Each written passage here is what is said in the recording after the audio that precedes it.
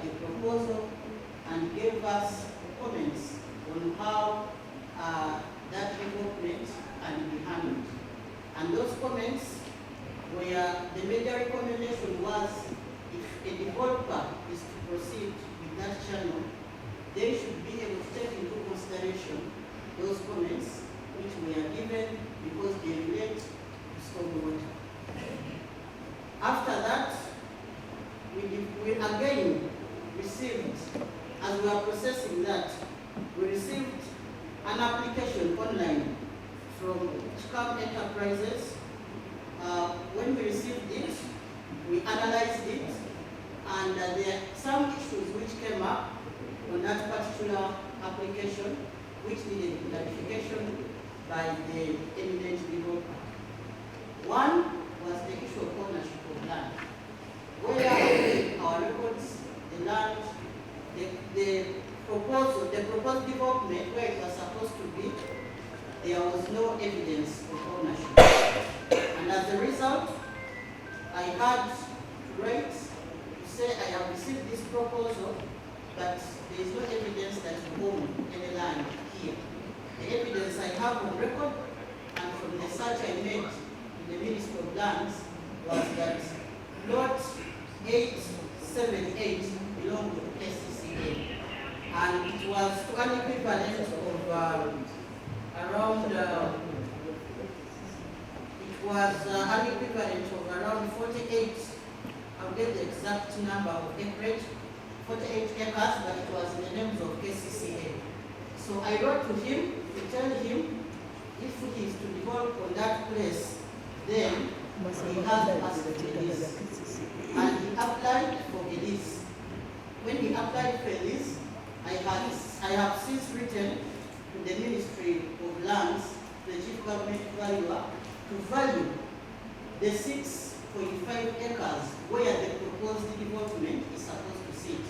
Because we could not allocate the whole channel, the proposal, the footprint of the proposal was only 6.5 out of the 48 or something. So we wrote to the Ministry of Lands to value that acreage so that they guide us. If the developer is to develop, we should have ownership, but in terms of a lease. So after that, as we are processing that, there happened to be holding of the place, and we wrote the developer to stop the construction, the holding, and anything taking place there before we give development permission. And that letter we got it on 20th August, and we guided him that he should not proceed until we finish the technical analysis of the proposals. The construction on site proceeded, but we went ahead to analyze the proposals in line with what Ministry of Water guided us and other eminent requirements which are required for a development like that. And on 9th September, we wrote back to the developer to inform him of what we require as an institution before we give building permission to him. I don't know whether you have time so that I go through some of the conditions. We do. Some of the conditions, one, was that Kampala Capital State Authority as a lessor is in the process of finalizing the lease documents arising from the application of the lease on plot 878 Nakivubo channel. And we told him that he's supposed to fulfill his obligation to activate the lease agreement, and this will be required to strictly comply with the eventual terms and conditions of the lease if we are given to him. The other one was, for avoidance of doubt, the land identified as a footprint of your proposed development as established by the survey of the site, it only measures 6.51 acres, not 48.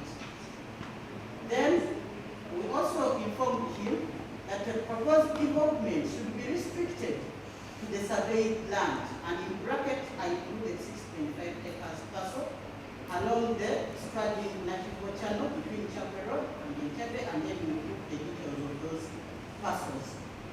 We also told him that if he is to be given government approval, he has to provide alternative public sanitation facilities for the general public in the interim and restore demolished facilities as part of the redevelopment. Why we put that? When we went to see the holding, there was a public toilet which had been demolished and a police post, but ours later was in the public toilet. So we had to inform him about that. Then the other one was that the public bridges between Chapel Road and the Entebbe Road, which are used by vehicular and pedestrian traffic, should be preserved and be enhanced.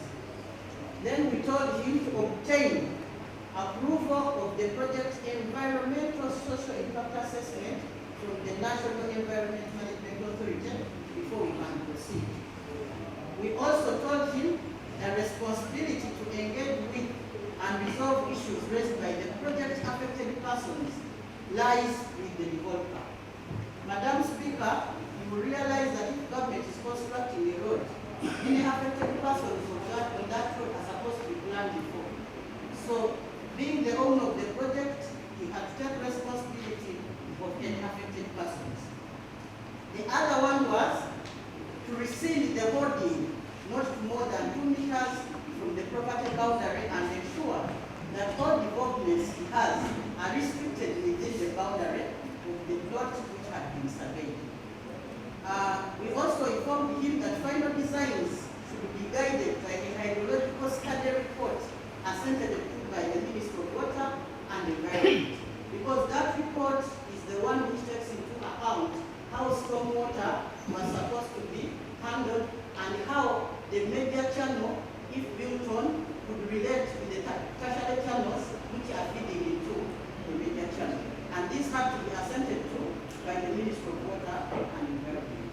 We also informed him that the final designs should take into account the area guidance provided by the Ministry of Water and Environment, and I attached the copy of the letter plus all the conditions given by the Ministry of Water and Environment. Condition K was that Kcca and government technical officers should be granted access to the site during the implementation process to monitor and supervise progress.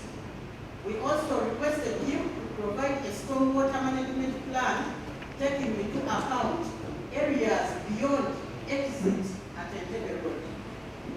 We also required him to show all existing developments encroaching on the land, on the site plan, and indicate them for either demolition or not, the outcome of the engagements with the parks. Why we have to put this?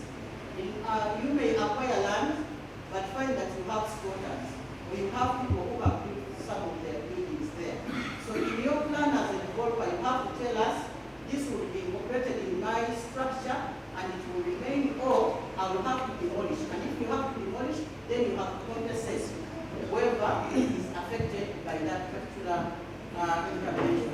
And lastly, Honorable Speaker, we told you to please note that this approval, conditional approval, this condition we were giving him, only applied planning permission, and he was required to apply and obtain building permission prior to proceeding with the development on the land. So on that is what we have done. Then when it came to flooding, which happened, the peak hours were on 31st October, right, Speaker. Here, we estimated this rain to have lasted on 31st October for 4 hours. We obtained reports from various Kcca decisions and divisions which were indicating that areas such as Soyabunga, Soweto, Bridge Crossing, Nakivubo, and other crossings which had previously been prone to floods did not flood because of the previous instances we had. So we were maintaining them, and those areas flood. However, we had flash floods which were reported on various parts of the city. We had floods in Nakivubo, India Road. We had floods on Nakivubo, Savannah, Allen Road, around Montax Park, Lock Tower, Natete, Zana, Nasana, all those places flooded. And as a result, several roads and commercial buildings, notably Savannah Road, Allen Road, Cuba Plaza, Farmers Plaza, Sekazika Building, French Plaza, Totala, Qualicel, Pentagon, Sharia, Ogabawala, Capitol, Nana Plaza, flooded. Numerous traders operating in the basements of these buildings suffered significant property losses, and the full extent of which is yet to be quantified. We lost 4 lives, and these were reported in Kiseni and Savannah Road areas. Preliminary reports suggest, we are finding out, but the initial reports suggest that these were street children who had been residing in the building channels. Following the floods, Kcca, in collaboration with Uganda Police, Uganda Coast Defense Force, deployed suction trucks and water pumps to evacuate flood waters from the affected buildings. Madam Speaker, this lasted for almost more than 48 hours. Even up to yesterday, we are still getting some water from some of the buildings.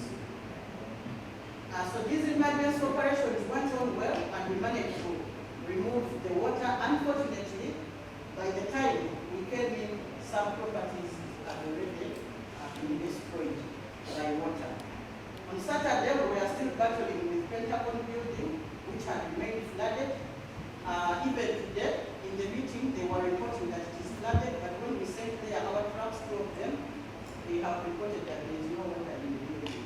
They only had drainage issues, and our drainage team is there in the building trying to map the drainage until the bridge where the water can be evacuated. Further inspections revealed that some buildings, such as Pentagon Plaza, had unauthorized water wells inside the buildings. And personally, when I went there on Sunday, I visibly saw them, the wells inside the buildings. I beg your pardon. I beg your pardon. And when I interacted with them before, they said that water is sometimes pumped to their tanks to help them in the toilets and so on. And this, when we checked the plans which we gave them, they were contravening with the approved plans which they were given.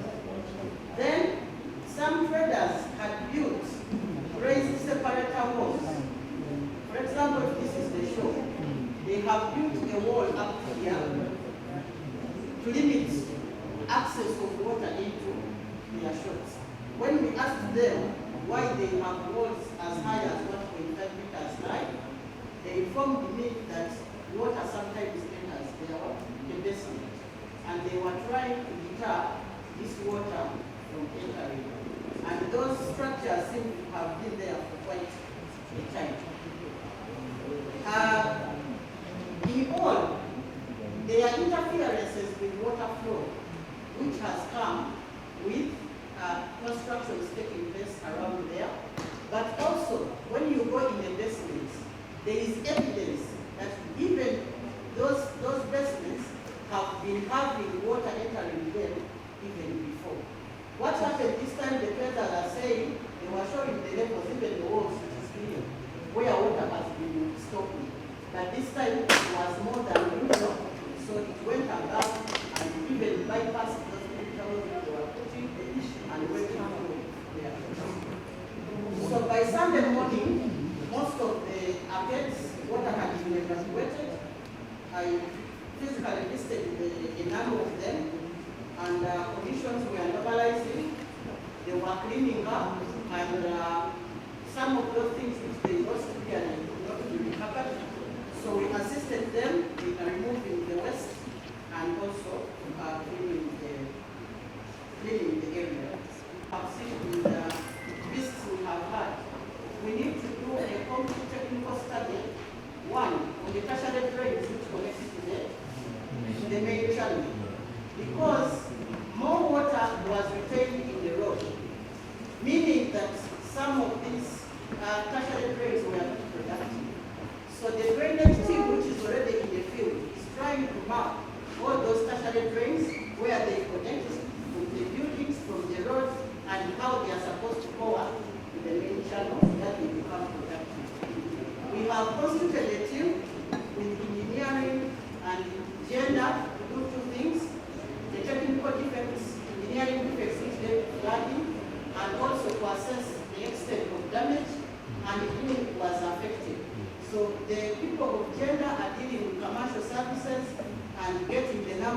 acres, and then the engineering team